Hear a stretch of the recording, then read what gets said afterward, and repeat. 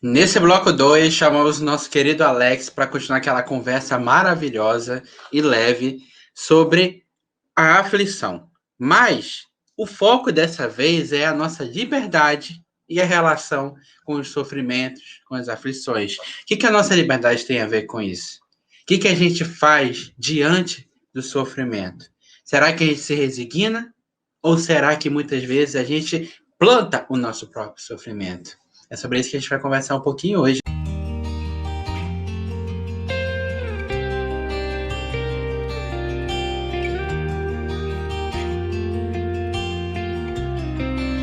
Fala obreira, tudo bom com vocês? Rodrigo na área, somos o canal Obreiros da Luz, sejam bem-vindos!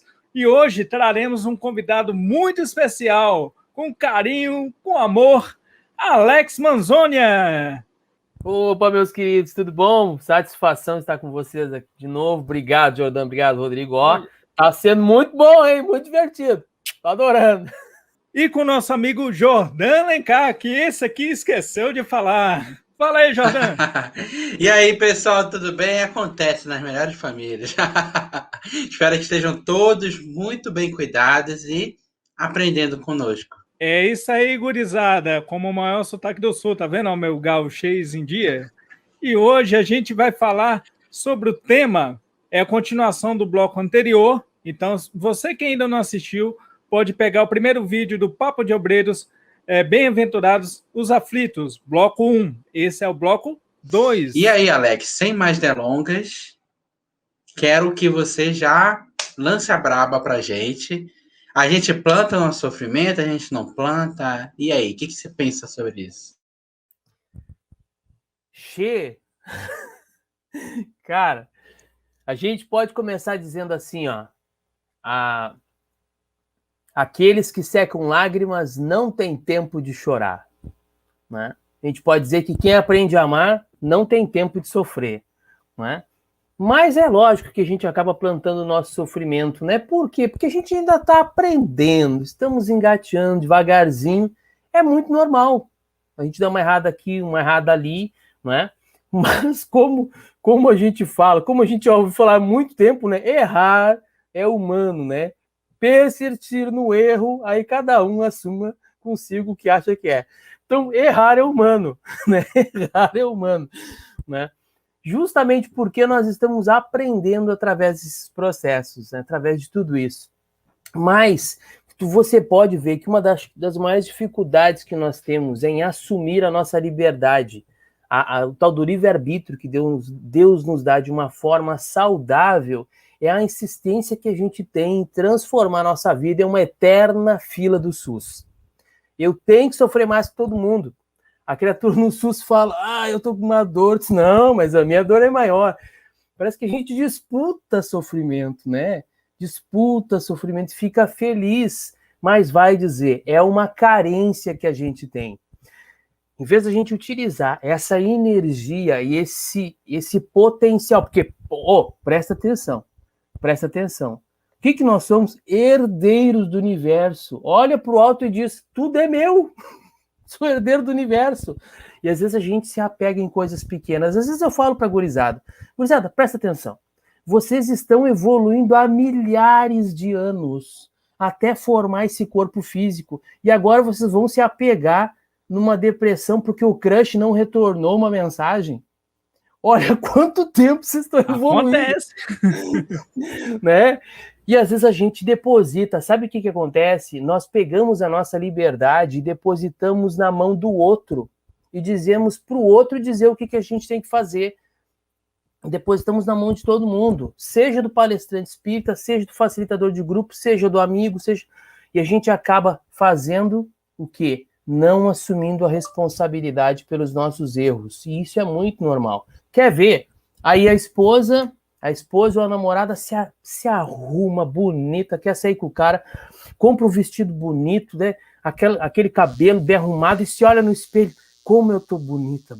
Hoje vai ser legal, ele vai ficar, né, feliz, reforçar a paixão. Aí o cara chega em casa e a companheira olha e diz assim, o que tu achou? E ele diz assim, tá bom. E ela disse, bem que eu vi que tinha algo que eu não estava gostando. Tem que ver que Thiago que não estava gostando. Mas como assim, Thiago que não estava gostando, né? Como assim? Inicia assim. Eu tenho que me amar. E como é que eu me amo? Me conduzindo de maneira saudável. Me conduzindo de maneira saudável. Vou entender que os outros têm opiniões diferentes. E isso é saudável porque constrói nosso aprendizado. Mas eu tenho valor diante disso tudo. E vou construindo esse valor através do raciocínio, através da liberdade que precisa ter compromisso. Eu acho que uma das maiores dificuldades que a gente tem em usar a nossa liberdade de maneira positiva é não assumir compromisso diante de nós mesmos. Né? Não assumir o compromisso de melhorar. Cada dia eu acordo e serei melhor do que o dia anterior. E isso faz com que a gente cresça. E não achar, mais um dia. Não. Mais um dia. Valeu, pai. Tem que ser assim o negócio, né? Tem que ser cada dia para cima. Ou seja, Alex, o nosso modo operante diante da realidade é totalmente opcional. A gente pode ter essa postura feliz e positiva e falar, pô, que legal, tenho mais um dia, vou ter outro e vou continuar. Ou mais um dia, meu Deus. Mas a gente, igual você tocou num ponto interessante, nós construímos há milênios, nós viemos construindo há milênios nossa história. Então, diversas vezes a gente já passou pela mesma dificuldade, ou dificuldade muito parecida, e tomamos também o desafio de superar. E muitas vezes, porque vem esse medo grande, é porque não superamos. E com certeza, vem na vida, é para falar aqui, ó, você não passou daquela vez, mas você tem a oportunidade de novo, bendita oportunidade de novo de superar. Vamos superar agora? Você quer ver um negócio? Eu tenho isso que nós estamos falando, nós podemos chamar de construção de hábitos. Hábitos que são construídos há milênios, como nós estamos falando. O problema é que esse hábito, ele vira uma vibração dentro de nós. Eu tenho uma colega, muito engraçada a história dela, tem uma colega, aí todo dia ela assiste, nem que seja um trechinho de jornal de tragédia, todo dia. Ela assiste uma tragédiazinha, aquela tragédia nossa de cada dia. E ela todo dia, e ela chegava e dizia, pá, tu viu? Hoje morreu tantos. Pá, tu viu? Hoje teve um acidente.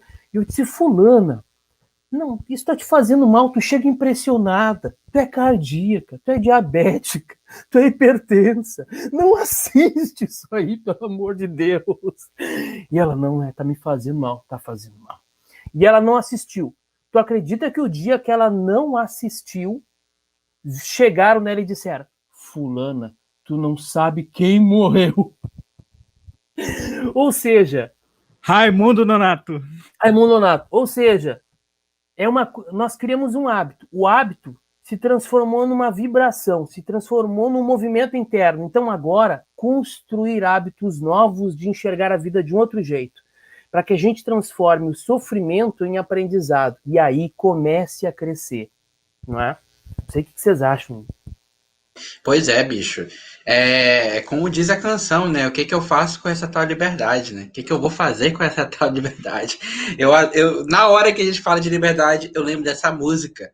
Porque ele tá falando de uma dor de cotovelo, sobre saudade e tudo mais, mas serve para qualquer coisa na vida, sabe? O que eu tô fazendo com a minha liberdade? Essa é uma pergunta central quando a gente fala de bem-aventurados os aflitos. Que diacho eu tô fazendo com essa possibilidade de usar a liberdade para fazer o que eu quiser, sabe? Eu posso fazer o que eu quiser. Mas o que eu estou construindo para mim?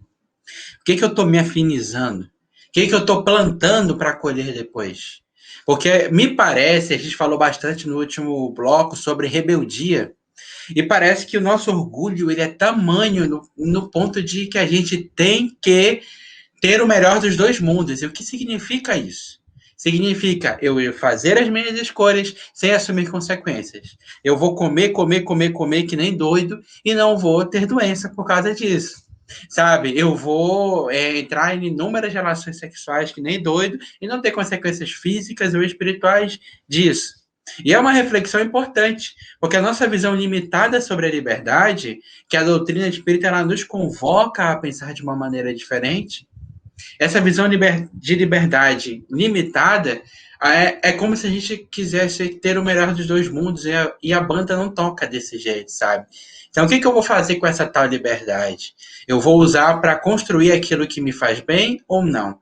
Porque quando a gente fala de causas anteriores, causas atuais das aflições, Kardec ele tem um comentário muito bacana e que a Joana vive repetindo, estudando nas obras psicológicas dela. Pega o sofrimento e remonta o início dele, sabe? Pega essa situação de dor, essa situação de sofrimento que a gente está passando hoje e busca remontar na sua vida onde ele pode ter começado. Se você permitir com honestidade e se dispor a pensar, a sua mente ela vai te levar para lá. Ela vai te levar na boa, realmente, sabe? Então, eu acho que é por esse sentido que a gente também pode olhar.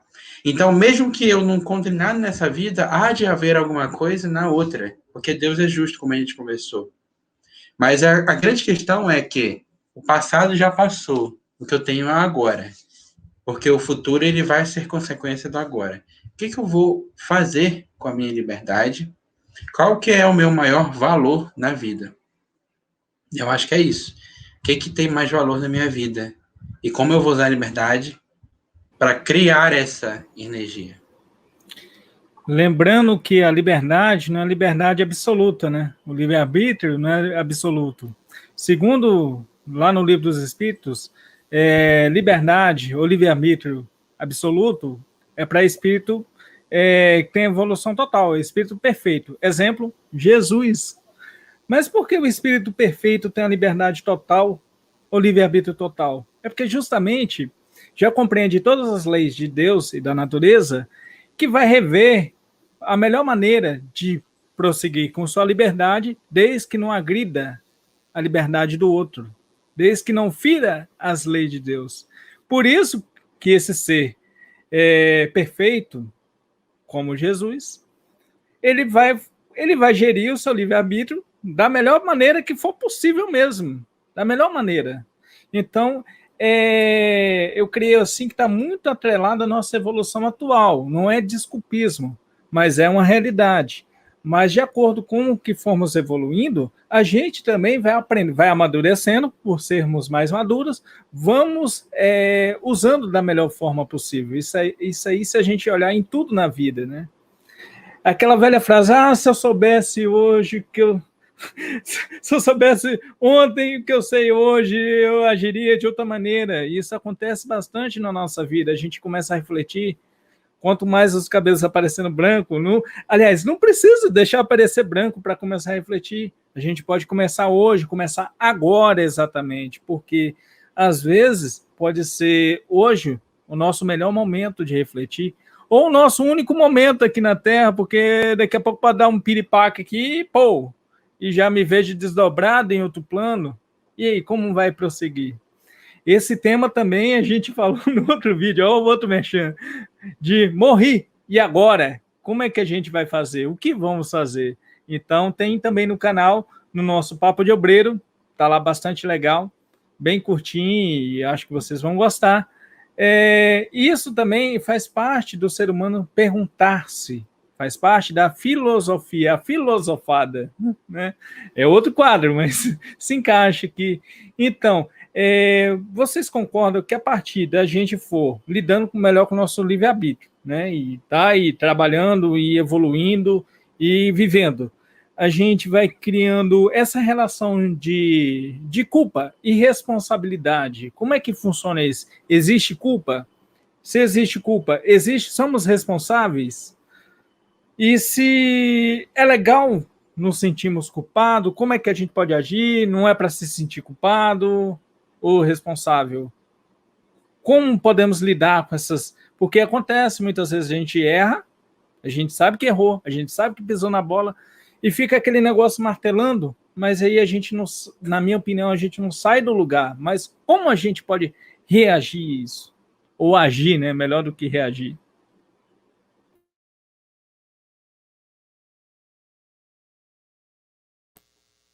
O pessoal ficou mudo, E aí, hein? Jorge, Vai lá, Alex, que você é o convidado. Quero ouvir o Alex mesmo. Ah, vou eu? Vai lá. Beleza, beleza. Essa questão da gente ficar culpado, né? Da gente se sentir culpado muitas vezes com o que aconteceu, ela vai, cara, ser como uma bola de ferro. Lembra aquele desenho animado que o cara tá encarcerado com uma bola de ferro amarrada no pé? É aquilo, né? Que vai limitar totalmente a nossa caminhada, né? Justamente se a gente vai buscar entender o porquê que fez alguma coisa, o porquê que praticou alguma ação que não foi muito legal, a gente vai analisar o que aconteceu dentro disso.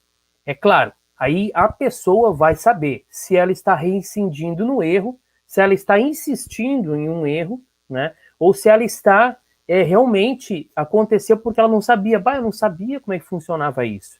E isso é importante a gente ter noção, né? A gente ter noção, porque o camarada que fica com essa sensação de culpa, com esse sentimento de culpa, ele vai entrar no famoso, que serve para os dois lados, ressentimento. Tu vai sentir novamente uma sensação, uma questão que não foi positiva. Quer ver como funciona? É muito interessante. Dentro da evolução da nossa forma de compreender as coisas, a gente pode dizer que a lei de retorno ela é fabulosa.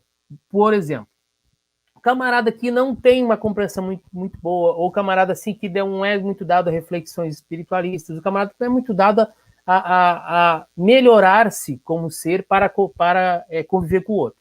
Vamos supor, tu tem um vizinho complicado. Aí o teu vizinho chegou na tua porta e disse assim, olha aqui, ó, o teu cachorro tá fazendo xixi nas minhas plantas. E aí tu começa a discutir com o cara, porque o cachorro, porque não sei o que, ele discute. E bate boca e quase rola no laço ali. Quase, né? Quase vão assim. E aí o cara encerrou a conversa, o cara entrou pra casa dele, tu entrou pra tua. Deu 2 minutos, ele tá na tua porta te pedindo uma xícara de açúcar. 2 minutos, ele tá na tua porta te pedindo uma xícara de açúcar. Mas o camarada, né? A gente que tá aqui, que já tem um certo conhecimento do espiritismo, o que a gente vai ter? Nós vamos ficar com esse ressentimento conosco, de já ter um conhecimento e ter entrado nessa furada, que é brigar com alguém, que é entrar, e aí a culpa, ela vem muito ao encontro do nosso conhecimento, porque eu preciso entender que eu fiz algo errado, eu preciso saber que eu fiz alguma coisa errada, né? Preciso saber, e aí o que acontece? O que vai desmanchar essa energia da culpa? O que vai desmanchar isso? É eu buscar a correção daquilo. É eu entender, aconteceu isso, beleza. A culpa, ela é tão prejudicial quanto a mágoa, porque eu vou parar em um espaço que não vai me permitir andar. Então, aconteceu um negócio, tá, aconteceu, e agora? Como é que eu vou mudar isso? Beleza, como é que eu vou mudar? Mas falei com o Jordan, xinguei o Jordan não quer me ver nem pintado de ouro, o Jordan não quer me ver nem engenheiro sideral. O Jordan não quer. Olha, o Jordan vai estar construindo o planeta e eu vou aparecer e desmanda para outra galáxia. Eu não quero nem ver ele aqui. Então, imagina. Credo, é uma mágoa, né? E aí, então, o que vai acontecer? A gente tem a ideia de que nós precisamos resolver a situação na hora com aquela pessoa, mas o livre-arbítrio da pessoa? Não, o Jordan não quer falar comigo. E eu acho que eu só vou vencer minha culpa quando eu resolver isso. Sim? Mas vamos parar para prestar atenção. Se eu plantar um pé de laranja e ficar sentado do lado esperando para comer as laranjas, quanto tempo eu vou ficar? Eu planto o pé de laranja, caminho e colho laranja no pé que o outro plantou. Então, isso aconteceu comigo. Quer ver o que aconteceu comigo? Ó, eu estava num dia, antes de iniciar uma peça de teatro, estava num ensaio. E aí, o colega tinha lido umas questões a respeito do espiritismo, eu recém estava conhecendo o espiritismo, achava que sabia tudo. E aí ele chegou para me falar algumas questões a respeito do perispírito, e eu entrei em discussão com ele, mas não é assim, não sei o quê. Discutimos. Por algo que não devia ser discutimos. E eu fui para casa, me sentindo culpado. Ah, meu Deus. Mas interessante, culpado comigo mesmo. Porque é isso que é interessante a gente para prestar atenção. Tudo que é gerado é em torno da gente. O outro participou do processo, mas o problema sou eu que crio. Então, fui pensando naquilo, meu Deus, me dá uma chance de resolver isso, né, sei o quê. Fiz uma prece e fui no outro dia achando que o camarada ia estar lá pronto, ia trazer uma situação difícil e eu ia vencer ela e beleza. Não. Aí ele chegou, super gente fina, conversou na boa, e chegou uma outra amiga e trouxe outra situação. E eu embarquei numa discussão com ela. Eu disse, meu Deus, como é que eu não enxerguei? Como é que eu não enxerguei? E nós esperamos resolver a situação da nossa maneira. Então, o que é importante para a gente poder trabalhar essa questão da culpa? Querer realmente corrigir a situação. No outro, não. Com o outro, não. Em nós mesmos. Porque eu vou ficar pensando, não, eu não posso mais brigar com o Jordan, mas eu não vou ter restrições de brigar com o Rodrigo. Não, eu preciso corrigir em mim. Não é com o outro, né? Se eu não me engano, foi a Madre Teresa que trouxe, né? O problema nunca foi entre você e os outros, sempre foi entre você e Deus. Os outros só estão de ponte para me aprender, assim como eu estou para aprender com eles, né? Então, o problema da culpa é que eu arrasto uma corrente porque o outro não quer me desculpar. Eu me desculpo e resolvo. E o outro, a hora que aceitar o que quiser, ele conversa comigo. Mas o importante é que eu resolva a situação em mim e corrija em mim, sem esperar que venha do outro algo. Não é? Porque senão nós vamos estar eternamente atrelados aos outros e eternamente magoados ou culpados. Cara, que interessante essa visão. Muito interessante, muito bacana, Alex. Porque me trouxe outras, estava pensando uma coisa, agora já me trouxe outras reflexões aqui. A mente vai girando, né? É porque você falou bem, eu acho que é por aí também, porque muitas vezes a gente não vai ter a oportunidade, enquanto o outro tiver o nosso... Jesus pediu, resolve com o outro enquanto ele estiver a caminho contigo. Mas às vezes a vida vai nos empurrar para outro canto, né? Mudei de cidade, mudei de país, mudei de plano existencial e aquele outro não vai estar do nosso lado mais. Mas eis que a vida nos empurra outras situações semelhantes, por isso que a gente fala das causas atuais e anteriores das aflições, que está no bloco anterior, quem quiser dar uma olhada no bloco anterior, dá uma olhadinha lá. Mas assim, às vezes a situação não vai ser mais aquele indivíduo que a gente magoou ou feriu. Vai nos trazer como prova ou como expiação exatamente aquela situação para que a gente resolva com outros semelhantes que agiram conforme a gente agiu também. Por isso que é legal, você falou, o perdão a gente sempre acha, perdão. Né, Rodrigo? A gente sempre acha assim, amanhã eu faço, né? Uhum. Mas aí que eu já até falei com o Jordan, acho que contigo também, eu não consegui definir ainda alguma coisa ou achar um texto maravilhoso, porque Espírito Superior resume o que eu quero resumir em 2 linhas, eu vou ficar aqui horas e horas, não vou conseguir. Porque você concorda comigo, Alex, na hora que a gente fala, causou um negócio, a gente compreendeu que a gente agiu errado, feriu, magoamos a nós mesmos e ao nosso próximo, eu tenho culpa no cartório, digamos assim, não, beleza.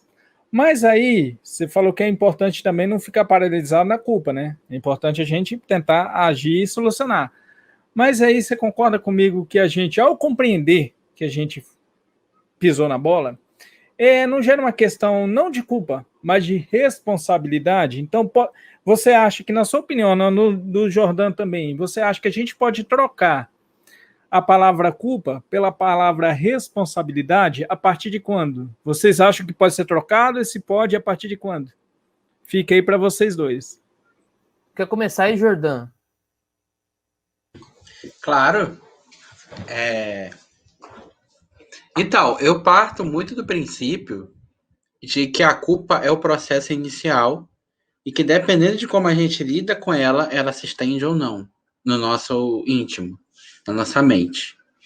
Então, a culpa, como muito bem falou o Alex, ela surge de uma necessidade de um processo reparador. Por quê? Porque as leis divinas estão no nosso coração.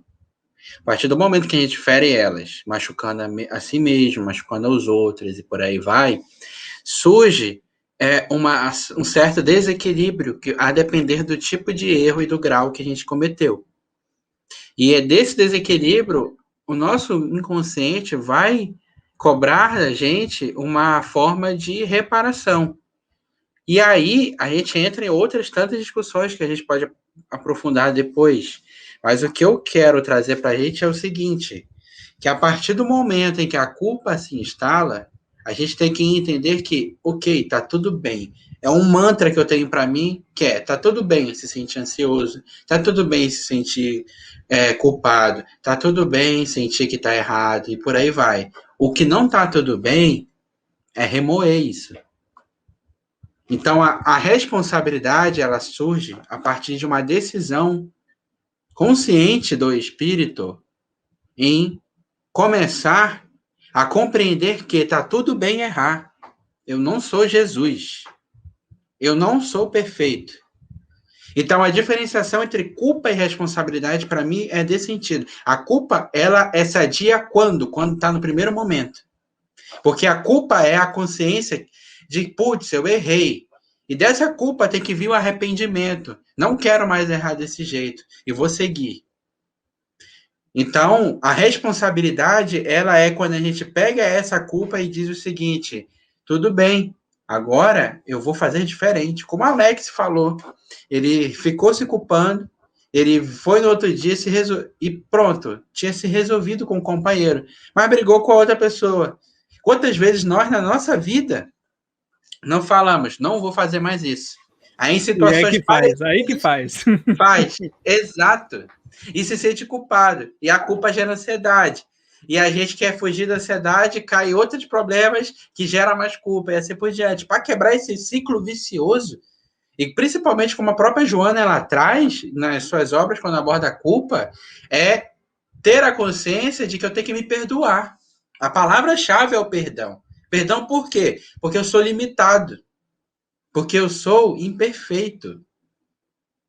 E olha só como parece difícil, muito complexo, e realmente dá para aprofundar muito mais. Eu gostaria de aprofundar muito mais, só que eu não sou psicólogo. O que eu posso dizer que eu aprendi com a doutrina é o seguinte: a culpa ela surge como um sinal de que algo está errado e precisa ser reparado. Porém, a responsabilidade ela nasce quando eu sei trabalhar com essa culpa.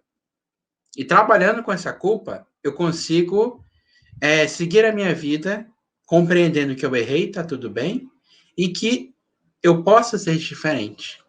A responsabilidade é isso, é assumir a sua liberdade para conduzir melhor a sua vida naquele quesito. Então, se eu briguei com fulano por causa tal, amanhã eu vou prestar atenção para evitar brigar com um ciclano pela mesma causa ou causa parecida.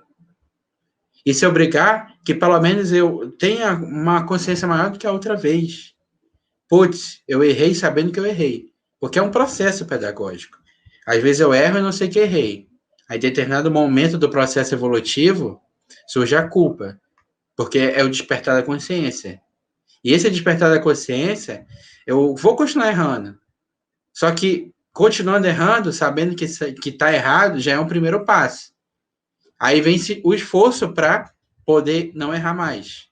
Até o momento em que esse esforço vale a pena, porque eu estou lutando contra as minhas más inclinações, que é o que a doutrina nos ensina, e aí eu superei esse problema. Mas aí vão ter outros problemas. Então, resumidamente, a culpa é o processo pedagógico que surge no nosso inconsciente, proconsciente, e a partir desse momento é um sinal de que nós precisamos mudar alguma coisa. E a responsabilidade é quando a gente usa a nossa liberdade para poder dizer, eu vou assumir a minha vida e prestar atenção nisso. Ou tem aquela frase, Jordan, às vezes a pessoa fica tão preocupada na vida dos outros que esquece da própria vida, aí você fala assim, pô, vou te dar um gato de presente. Porque aí o gato tem 7 vidas, você toma conta das 7 dele e esquece da minha que é única. Mas eu queria ouvir o Alex também, né? Porque sobrou algo para o Alex complementar. Ó, sempre tem. Eita. Vai lá, Alex. Isso aí, cara, isso aí muito, muito, muito, muito bom, isso aí que o Jordan falou, porque esse processo pedagógico, ele é muito parecido com um processo divino, né, trazido através daquelas... como é que é o nome daquilo que a gente encontra muito no Antigo Testamento? Não é das premonições, das profecias, dos processos das profecias. O que é uma profecia? Uma profecia é um aviso de Deus do que vai acontecer caso aquele grupo ou aquela pessoa não mude. A profecia é um aviso, não é que vai acontecer, mas pode acontecer se continuar caminhando assim, né? O Chico perguntou, se não me engano, foi o Chico que perguntou para Emmanuel a respeito de profecia. Ele disse assim, busca no livro de Jonas. Lá no livro de Jonas, no Antigo Testamento, ele está explicando o processo da profecia.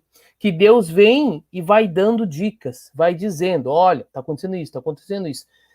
A profecia se cumpre quando o camarada já estourou todas as possibilidades de correção daquele ato. Né? Todas as possibilidades. E aí esse processo pedagógico vem através da dor. Vem através da dor. Então, muitas vezes, a gente vai tendo pequenos momentos com as pessoas e pequenos momentos nas situações que vão nos avisando com pequenos desconfortos. Isso não foi legal, isso não foi.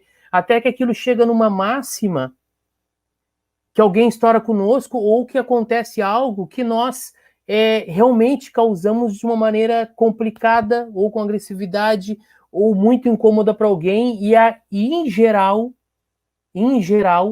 esse crescente estoura em alguém que a gente gosta. E aí gera uma culpa e um transtorno. Gera isso. E essa responsabilidade é o convite para que a gente aceite a modificação. E como é que a gente aceita a modificação? Com aquilo que a gente falou no primeiro bloco. Se nós encontrarmos a culpa, continuarmos com a energia da rebeldia para com as leis divinas, a gente não assume a responsabilidade. E esse processo de culpa vai nos levando a uma inferioridade, onde eu acho que eu não sou capaz, porque eu só erro. Então, a Joana falou o seguinte, que a gente vai escamoteando a culpa. O que é escamotear? Pensa num peixe de várias escamas. A gente vai colocando escamas, tampando aquilo, vai escamoteando a culpa, porque sempre a gente vai transferindo a culpa para o outro. Por isso que a gente não resolve, porque enquanto a gente não pegar para si, olha, não, realmente fui eu, a gente vai adiando, vai chegar um momento que é como uma represa, né? Vai represando a água, daqui a pouco fica tão tensionada que vai implodir, né? E aí vem esses processos de dor. E tem a parcela de responsabilidade, né, que a gente tem diante daquilo. Exato. Eu acho que você tocou bastante legal nesse ponto aí, porque aí a represa dá aquela implodida, né? Implodida, porque vem de dentro para fora. E aí vem os tormentos, né?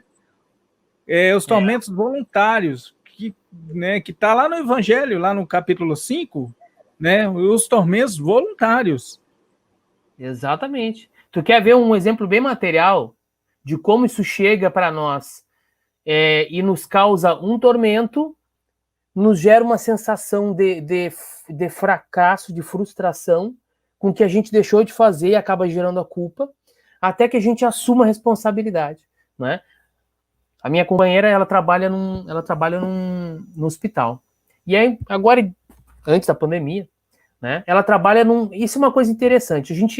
A gente tem que entender, né? Sempre que a gente for disponível para algo, as pessoas vão nos procurar para ajudar. Isso é uma coisa positiva. Quer dizer que elas nos consideram responsáveis. Então, às vezes, mas só me procura porque me considera responsável. Então, né? Assume esse papel positivo. Então, as pessoas vão te procurar porque você é um cara disponível e responsável. E aí, o que acontece? Procuravam ela e aí chegou no início da manhã, no setor que ela trabalha, uma pessoa com um processo complicado para ajudar a resolver. Me ajuda a resolver isso aqui, não sei o quê. E ela tinha acordado meio obsidiada. Aí, o que ela falou? Disse, não, isso não é comigo. Isso não é comigo, não. Isso é lá no outro setor, lá. Isso é lá... Mas era um negócio urgente. Eu acho que eu tenho acordado...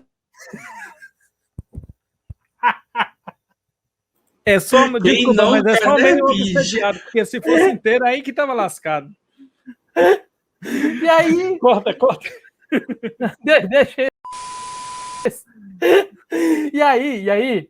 E aí, o que aconteceu? Chegou nela de manhã, o negócio era urgente. E ela disse assim, não, isso não é comigo, não. Isso é lá no outro setor lá. E o troço foi, e a mulher levou. E era quase final do expediente de trabalho dela. A coisa voltou e disse, olha, mandaram te entregar. O que quer dizer? Alguma coisa ela tem com aquilo e tem que ser resolvido. Tem que ser resolvido. O que ela disse assim? Sabe o que eu aprendi hoje? Resolve o que chegar na tua mão. Se chegou na tua mão, é para te resolver. Resolve o que chegar na tua mão. Depois chegou em mim tarde, sem tempo para fazer, e eu fiquei pensando, por que eu não resolvi antes? Né? A gente empurra, e esse é o processo, né? A gente, em vez de assumir o compromisso e a responsabilidade com o que chega até a nossa mão, porque vamos pensar bem, não cai uma folha sem que seja a vontade do Pai Maior. Ou seja, nós estamos atrelados a um mecanismo universal de leis perfeitas. Chegou na gente, tem que ser resolvido, né? Qual é a melhor pessoa para resolver? Aquela que pegou na mão. Pegou, caiu na tua mão, resolve. Senão depois tu vai ver a coisa dando errado na mão de outro, porque o capacitado é aquele para o qual o trabalho se apresenta. Então resolve, senão você vai ver a coisa mal resolvida lá na frente e vai te dar culpa também. Então vamos resolver tudo sem empurrar com a barriga, que é a melhor coisa que a gente tem para fazer, né? E eu acho incrível que nesse tópico aí, sobre tormentos voluntários, o Evangelho ele fala, olha, a felicidade ilimitada não existe na Terra. Mas o homem ele pode ter uma relativa felicidade, sabe? O livro dos Espíritos ele ensina que é a consciência tranquila, sabe? Entender que o que eu posso fazer para minha própria paz interior? É cumprir as minhas responsabilidades, buscar evoluir, como você muito bem falou. Só que tem uma coisa muito engraçada. O Espírito ele continua falando, né? O ser humano tem a possibilidade de nadar na água limpa e se joga na água suja. Ele procura as coisas que fazem mal para ele.